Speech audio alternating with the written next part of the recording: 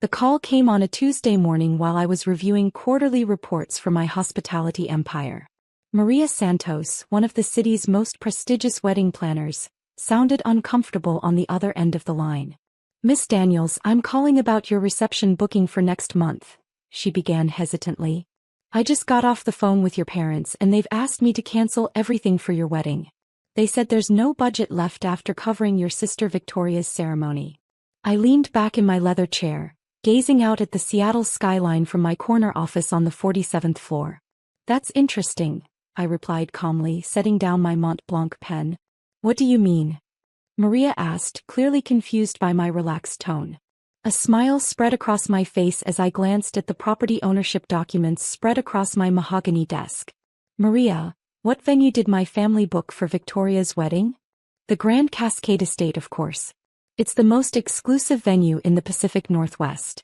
Your parents specifically requested it because they wanted something that would, and I quote, show everyone what real wealth looks like." I couldn't help but chuckle. "And when is Victoria's wedding scheduled?" "This Saturday. Miss Daniels, I'm really sorry about this situation. Your parents seemed quite firm about prioritizing your sister's event. They mentioned something about you being between jobs and unable to contribute to the costs anyway." "Between jobs? If only they knew." "Maria, I need to ask you something and I want you to check your records carefully. Who actually owns the Grand Cascade Estate?" There was a pause, followed by the sound of papers rustling. "Let me see here. The property is owned by... Oh my goodness. It's owned by Cascade Holdings LLC.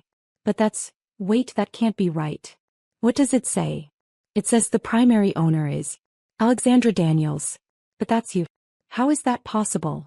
I stood up and walked to the floor-to-ceiling windows, looking down at the city I'd quietly conquered over the past 5 years. "Maria, I think we need to have a different conversation. Can you meet me at the Grand Cascade Estate in an hour?" "Of course, but Miss Daniels, I'm confused. Your parents have been very clear that you're not in a position to afford." "1 hour, Maria. And bring all the contracts for both events."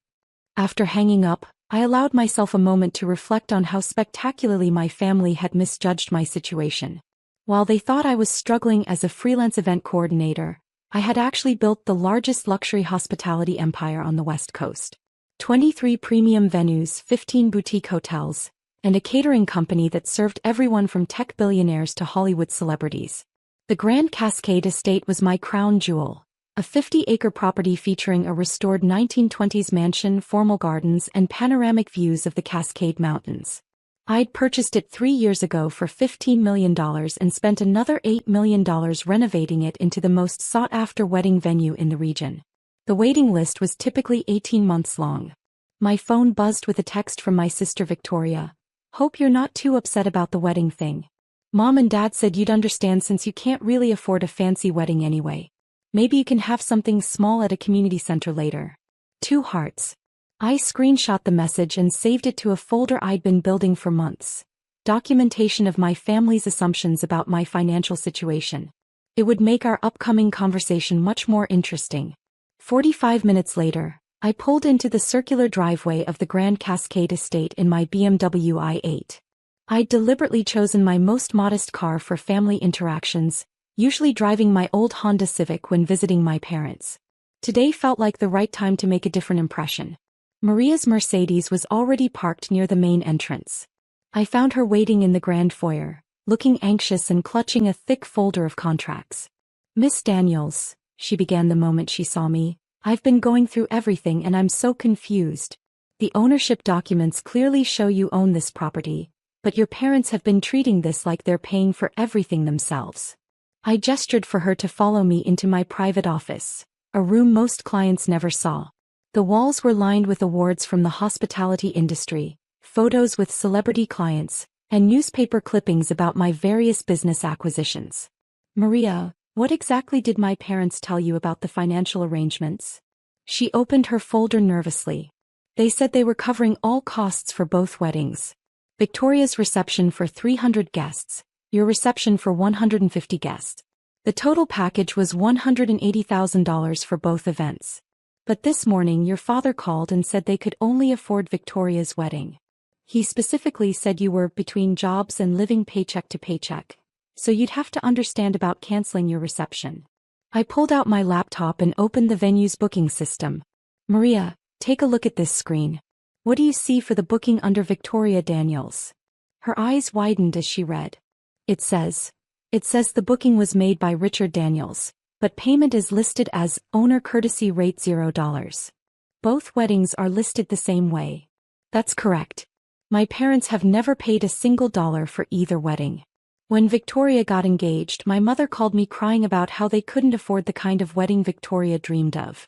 I told them I'd handle it and I arranged everything through you, but I never told them I owned the venue. Maria stared at me in disbelief.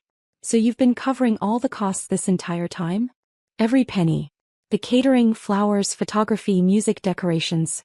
All of it. The total cost for both weddings is actually closer to $240,000, not $180,000. I've been subsidizing their dream weddings while they think they're doing me a favor by including me in Victoria's Day. I turned my laptop screen toward her, showing the detailed breakdown of services. Here's what I want you to do. Call my parents and tell them there's been a mix-up with the billing. Tell them the actual cost for Victoria's wedding alone is $180,000, and it needs to be paid in full by Thursday or the event will be cancelled. But Miss Daniels, they think they've already paid. No, Maria. They think they're generous parents who are helping both their daughters. Let's see how generous they really are when they're asked to pay actual money. She nodded slowly, beginning to understand. And what about your wedding reception? Oh, my reception is still happening. Same date, same time, same location. But now it's going to be very different. I pulled out my phone and opened my contacts. I'm going to invite some people who actually appreciate what I've built. Over the next hour, Maria and I restructured everything. My wedding reception would proceed as planned, but instead of the modest celebration my parents had envisioned, it would showcase exactly who Alexandra Daniels really was. Thursday morning arrived and my phone started ringing at 7 a.m. My father's name appeared on the screen. Alexandra, we need to talk immediately, he said without preamble. The wedding planner is saying we owe $180,000 for Victoria's wedding. That's impossible. We already paid for both weddings. What do you mean you already paid, Dad? We arranged everything with you. You told us you'd handle the details. I told you I'd handle the arrangements, which I did. I never said I'd pay for anything. Didn't you wonder why a venue that usually costs $30,000 to book was somehow affordable for 2 weddings? There was a long silence. Alexandra, what are you saying? I'm saying you might want to check who actually owns the Grand Cascade estate, Dad. Another pause, longer this time. What do you mean? Look it up.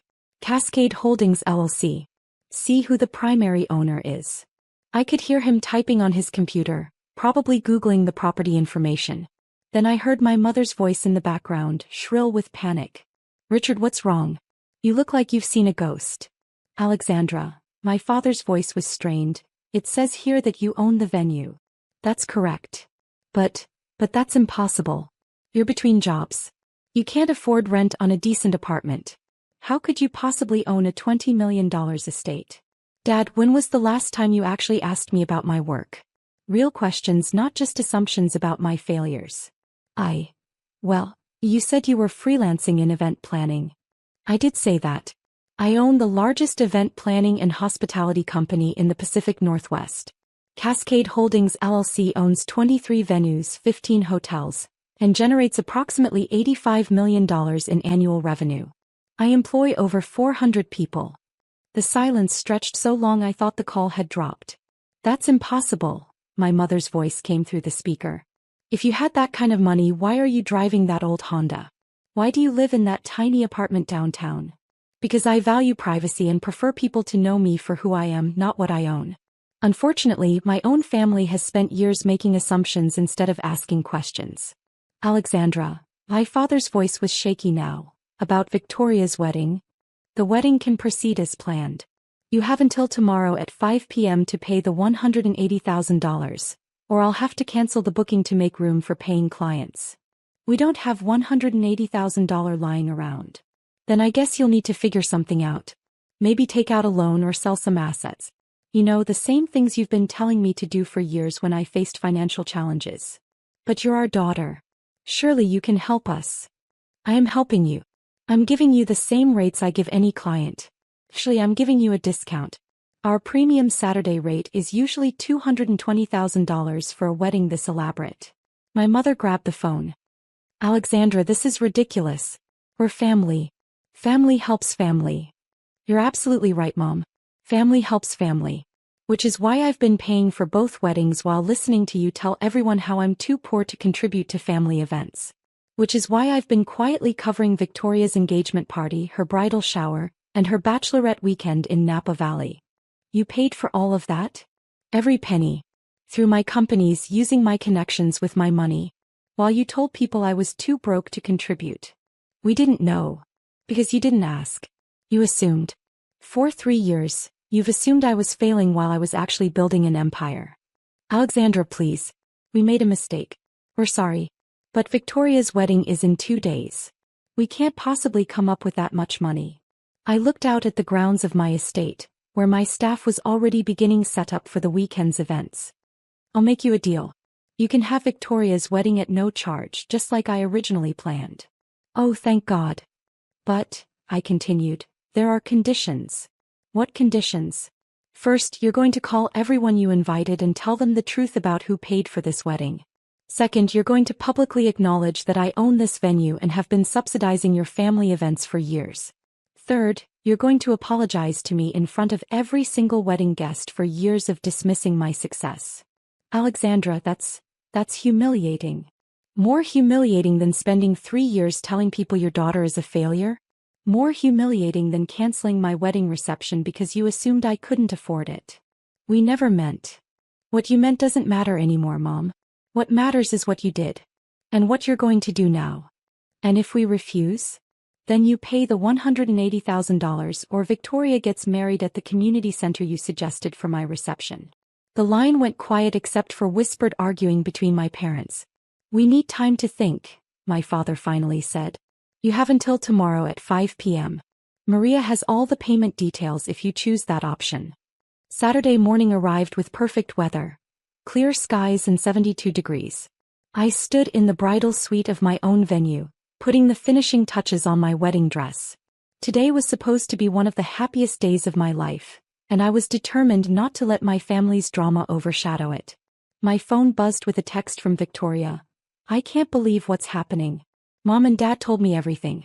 I'm so sorry, Alex. I had no idea you were paying for everything. Can we talk before the ceremony?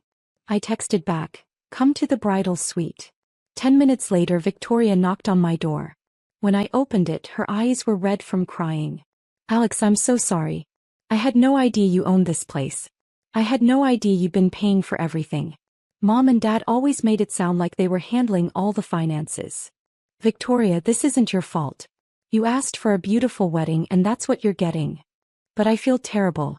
All those things I said about you not being able to afford things. I was just repeating what Mom and Dad said. I sat down beside her on the vintage sofa. Victoria, what do you actually know about my work? She looked embarrassed. Honestly, almost nothing. I knew you did something with events, but Mom always made it sound like you were barely getting by. She'd say things like, poor Alexandra, still trying to make it work with that little business of hers. And you never asked me directly? I should have. I'm sorry.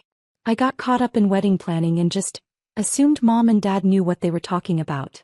I pulled out my iPad and showed her photos from some of my recent events. A tech billionaire's wedding in Malibu that made headlines in Architectural Digest, a Fortune 500 company's annual gala, a celebrity's birthday party that required signing NDAs. Victoria's mouth fell open. You planned all of these? I own the companies that planned all of these.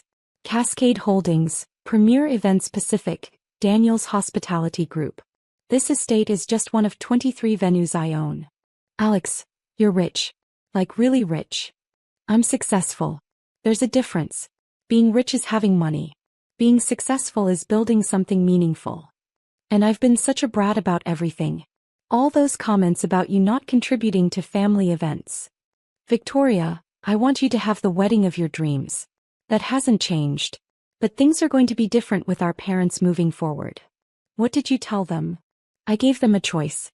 They could acknowledge the truth about who's been paying for everything, or they could actually pay for your wedding themselves. What did they choose? Before I could answer, there was another knock on the door. My mother's voice called out, "Alexandra? May we come in?" "We?" I asked. "Your father and I." I looked at Victoria, who nodded. "Come in." My parents entered the bridal suite looking more subdued than I'd ever seen them. My father was carrying a folder and my mother had clearly been crying. "Alexandra," my father began, "we owe you an enormous apology. And we owe you money," my mother added quickly. "We brought a cashier's check for $180,000. I was genuinely surprised. "You're paying for the wedding?" "We took out a second mortgage on the house," my father explained. "It seemed like the right thing to do considering everything. But we also want to make the other choice," my mother said. "We want to tell people the truth. About what you've accomplished, about what you've done for our family, about how wrong we've been." Victoria stood up and hugged our parents. "I think that's the right choice." I looked at the cashier's check my father was holding. "Keep your money. Victoria's wedding is my gift to her and to you. But I am going to hold you to the other part of the deal." "Of course," my mother said. "We'll tell everyone. And there's something else," I added. "After today, if you want to be part of my life, my real life, not the version you've imagined, you need to start asking real questions and stop making assumptions." "We understand," my father said. "Alexandra, we're proud of you. We should have said that years ago." 3 hours later, I stood at the altar in my own garden, surrounded by friends who actually knew who I was. My parents had indeed followed through on their promise. During Victoria's ceremony that morning, they had publicly acknowledged my ownership of the venue and my support of their family events. The reaction from the extended family and family friends had been exactly what I'd expected. Shock, followed by a lot of uncomfortable questions about why they'd been spreading a completely different story for years. But now, at my own ceremony, those dynamics didn't matter. I was marrying someone who'd fallen in love with the person I was before he knew anything about my business success. Our guests included employees who'd become friends, clients who'd become mentors, and industry colleagues who'd become chosen family. As the sun set over the Cascade Mountains, I stood with my new husband on the terrace of my estate, watching our guests dance under string lights I'd designed myself. Maria appeared beside us with a glass of champagne. "Mrs. Patterson," she said, using my new married name, "I have to ask. How long have you been planning this revelation?" I smiled, thinking about the folder of screenshots, documented conversations, and evidence I'd been collecting for months.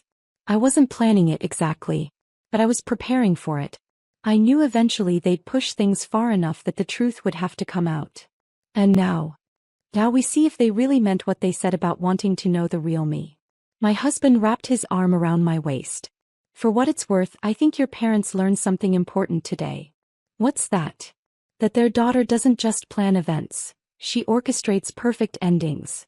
As if on cue, fireworks began lighting up the sky above the estate, spelling out Alexandra and David, in brilliant gold and silver.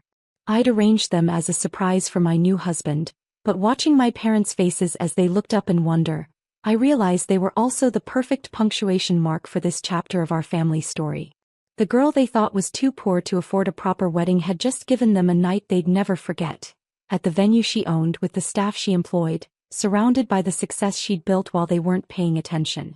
Sometimes the best revenge isn't revenge at all. Sometimes it's just finally letting people see who you really are.